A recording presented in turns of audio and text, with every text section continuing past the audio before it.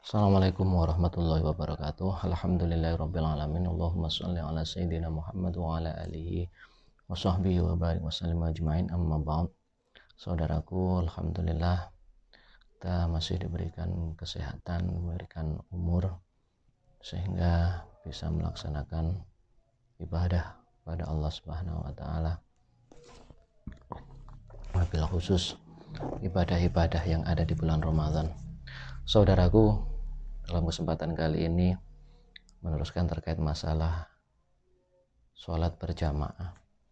Yang harus diketahui untuk pertama kali yang kita bahas kali ini adalah siapa orang yang berhak ataupun orang yang layak untuk dijadikan imam.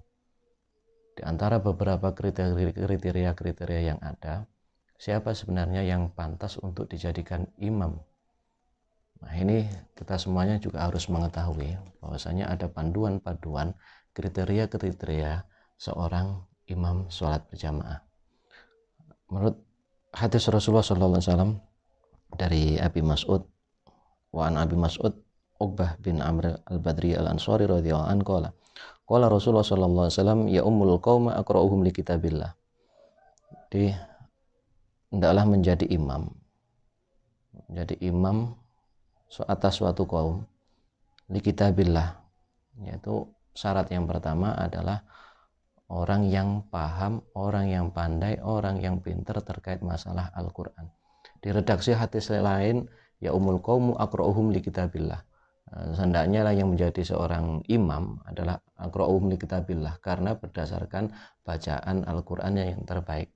Artinya bacaan ini bisa secara harfiah bacaan ataupun maknawiyah, yakni pengertian-pengertian atau memahami detail terkait masalah Al-Quran, mulai dari ulumul Quran, asbabun nuzul, tafsir, dan yang lainnya. Itu maknawiyah, artinya yang paham terkait masalah seluk-beluk terkait masalah Al-Quran, itu yang layak untuk dijadikan imam, syarat yang pertama.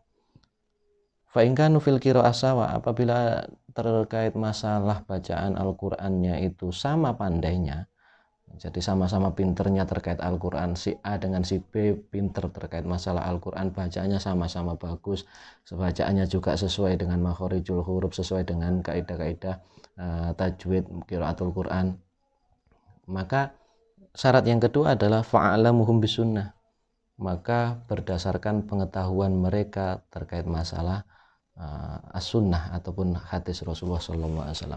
Jadi kriteria yang pertama adalah mereka yang paham terkait Al-Quran. Ketika bacaannya atau pengetahuan terkait Al-Quran itu sama, maka kriteria adalah dia yang paham Al-Quran plus dia yang memahami as-sunnah ataupun hadis-hadis Rasulullah.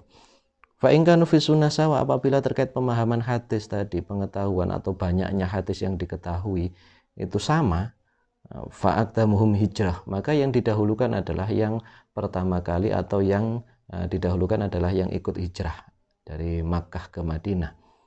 Fa'ingkanu fil hijrah sawa, apabila terkait masalah hijrahnya ini sama, jadi sama bacaannya Al-Quran, sama kualitasnya, pengetahuan hadis atau as-sunnah ini sama kualitasnya, kemudian bareng sama-sama ikut hijrah, faktahum sinnan, maka yang dipilih adalah, yang diutamakan, didahulukan adalah usianya yang lebih tua.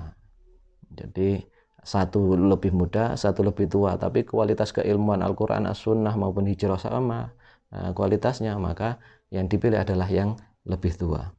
Wala ya ummanna ar-rajulu ar-rajula fi sultanihi, dan janganlah seseorang itu menjadi imam di dalam kekuasaan orang tersebut. Artinya apa? Ketika kita menjadi tamu atau ketika menjadi pendatang, maka kita tidak boleh untuk menjadi imam, karena pada sholat berjamaah di suatu masjid itu sudah ada imam tetapnya, baik itu imam rawatib maupun imam-imam yang lainnya.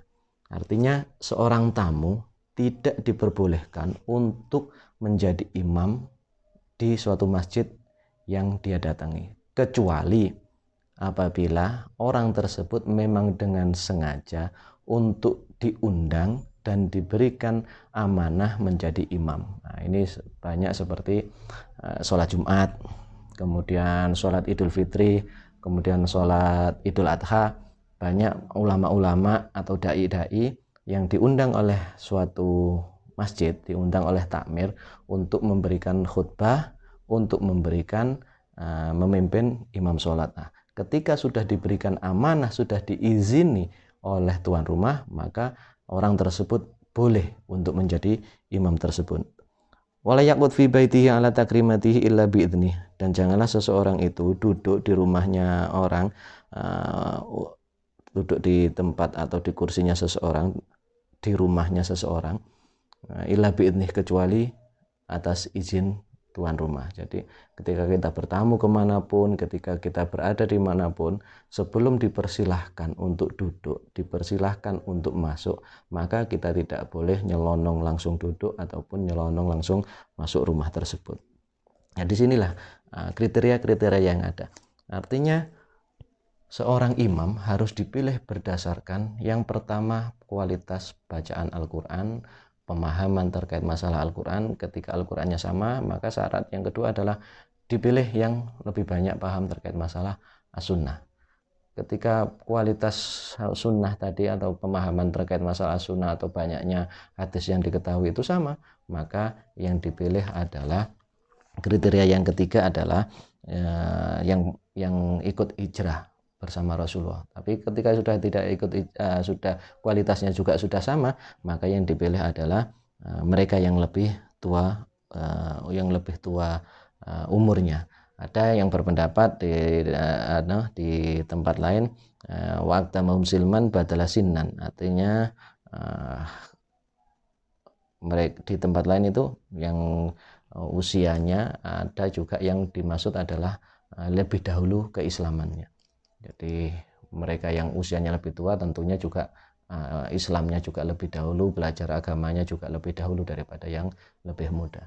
Sehingga pemahaman yang mengatakan bahwasanya yang tualah yang menjadi imam, ini sebenarnya tidak ada salahnya. Tetapi ketika di suatu tempat itu yang ada seseorang yang lebih muda tapi memiliki kualitas Al-Qur'annya bagus, kualitas sunnahnya bagus, kemudian keislamannya juga bagus, maka dibandingkan dengan orang-orang yang tua yang ada selama ini, maka yang diprioritaskan, yang didahulukan adalah orang yang bacanya bagus, orang yang sunnahnya, pemahaman hadisnya bagus, dan mereka yang baru kriteria masalah umurnya itu.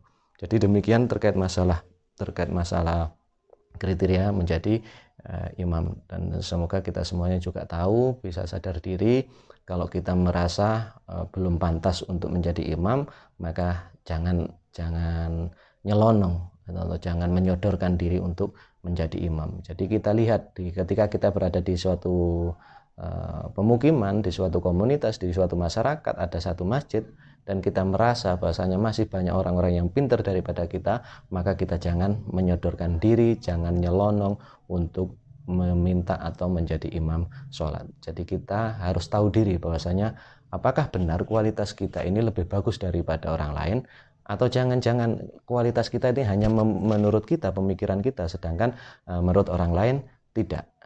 Jadi yang bisa menilai di masyarakat, baik itu terkait masalah perannya di masyarakat, keilmuannya di masyarakat, barulah nanti seseorang itu pasti akan diamani menjadi imam. Intinya menjadi imam itu berat, menjadi imam itu tanggung jawabnya besar, sehingga kalau kita merasa belum mampu dan belum layak untuk menjadi imam, alangkah baiknya jika kita tidak menyelonong atau memajukan diri untuk menjadi imam. Demikian, mudah-mudahan bermanfaat. Wallahul muwaffiq ila aqwamit thoriq. Subhanakallahumma wa bihamdika asyhadu an la ilaha illa anta astaghfiruka wa atubu ilaik. Assalamualaikum warahmatullahi wabarakatuh.